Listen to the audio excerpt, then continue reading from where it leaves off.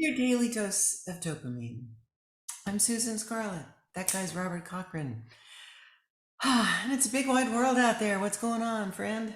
It's a big wide world. I wonder, what do you think about the idea of support? Oh, it's such a big word. Being supported, because we play in that all the time, right? People might be surprised as they think about improv. They think, oh, isn't it about being funny? Isn't it about, coming up with quick-witted stuff? And it's really the opposite, right? It's about, as we joke, you, right? It's about making Yes. the other person Yeah. look good. Yeah. So Connection. what do you think about that focus of support, and what does it mean? How does it translate in your life when you think about what support means and how we play with it?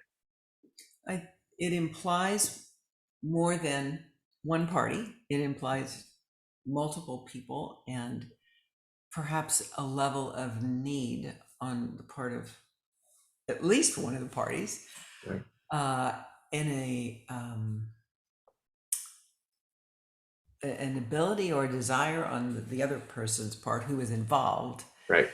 to maybe learn, do what it takes, ask questions, find out more than they know, Yeah. find out how the other guy's feeling, Right. that empathic, open that pathway to establish enough of a connection so that the person who's maybe needful or struggling can feel safe enough to say, um, I'm hurting. I'm in a bad place. Yeah. Yeah. Yeah. And right, how many times in life do we feel like, we don't get that kind of support? Where again, I think it's kind of the definition of isolation, right? Not feeling supported, Yeah. Yeah. therefore puts you in a place of saying, oh my God, I'm all on my own. I'm stuck. I have to take this all on myself. Yeah. Yes. Yes. Yes. Right. Yes. And the other person needs to get what the potential is for them to be a part of the story.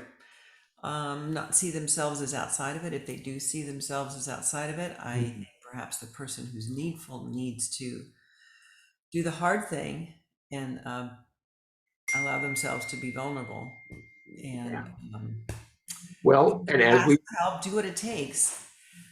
you said the big word there, and the one we've been kind of meditating towards is Brene Brown is one of the leaders, right? Been studying her. That vulnerability is courage, right? That if we look at it that way, allowing ourselves to be vulnerable in that space, and that's improvisationally what we do. We open up with a, I don't know, and I'm here with you anyway, Yeah. right? And I'm here vulnerably, like I'm ready to take on what you're going to bring, and I'm going to add something to that. I'm going to hear it, and I'm going to add something to it. Um, that's that feeling, that practice of knowing what, as you said, empathetic support is, and that we do it in a playful manner. That I think that's where it's dynamic. Yes, yes, yes. And it does train us when we don't really see how these pieces get connected, and then we go play games and we discover that when we can free ourselves of inhibition or whatever and allow ourselves to maybe do something that even feels a little scary. Yeah. It may just feel like you feel silly or something, but sometimes it's a little threatening. And you have to forgive me. I know that we are. This is in unscripted 5 minutes that we spend together. But having just watched that Brene Brown thing, I went and printed this.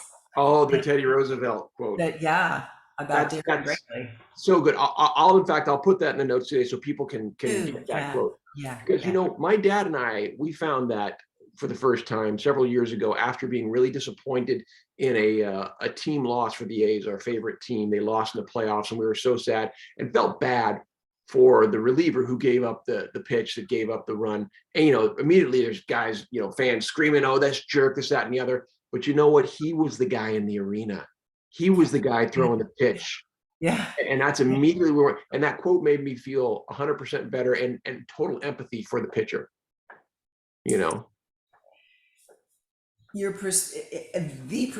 perspective is a huge thing. Yeah. If you're only looking through, your eyes that you wanted your team to win and they didn't, end of story, that leaves out so much. That guy was trying as hard as he could.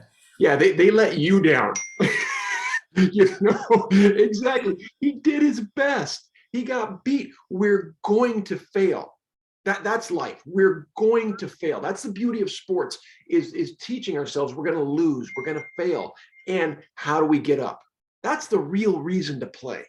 Yeah, I never got that. I didn't do any sports as a kid, but when we moved here to Texas, my husband's business partner he was a a 4 sport star at his college, and his kids were really good at everything they did. They were young kids at that point, and he could not believe we did not have our kids in sports. Yeah. And our younger daughter was 8, so he helped us understand some of the benefits of being in sport, especially a team sport. Yeah. So she ended up in soccer, and the light bulb went off in my head. That's Yeah, we become a bigger, can we ask more of ourselves, and we can give more of ourselves when we know this team around us is with us. Win, lose, or draw, they're with us. We're all trying together. So yeah. and we're in the arena. There's nowhere to hide. Yeah. Talk about vulnerable. All Talk about, right. That's yeah. your 5 minutes. That's a beautiful dose. Thank you so much. Thank you too.